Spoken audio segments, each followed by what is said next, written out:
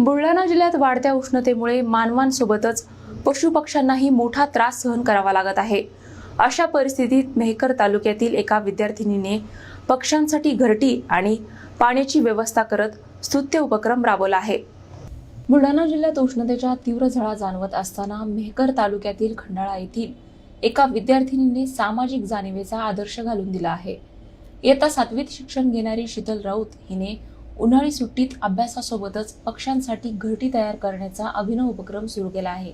घरगुती साहित्याचा वापर करून शीतलने कॅन आणि प्लास्टिकच्या बाटल्या आणि लाकडी बॉक्स पासून सुंदर घरटी तयार केली। ही घरटी तिने घराजवळील शेतातील झाडांवर बांधली आहेत। तसेच पक्ष्यांसाठी तांदूळ, गहू, ज्वारी यांसारख्या खाद्यपदार्थांसह पिण्याच्या पाण्याचीही व्यवस्था करण्यात आली आहे। उन्हाच्या तीव्रतेमुळे त्रस्त झालेल्या पक्ष्यांना या उपक्रमामुळे मोठा दिलासा मिळत आहे। शीतलच्या या संवेदनशील आणि प्रेरणादायी कामाचे परिसरात कौतुक होत असून तिचा व्हिडिओ सोशल मीडियावरही मोठ्या प्रमाणात व्हायरल होत आहे। लहान वयात पर्यावरण आणि पशुपक्ष्यांविषयी दाखवलेली ही जाणीव अनेकांसाठी प्रेरणादायी ठरत आहे। शीतल गजानन राऊत, वर्ग 7वी मधील शिकणारी विद्यार्थी। उन्हाळ्याच्या सुट्ट्या लागल्यामुळे मी अभ्यास करता करता माझ्या डोक्यात एक विचार आला की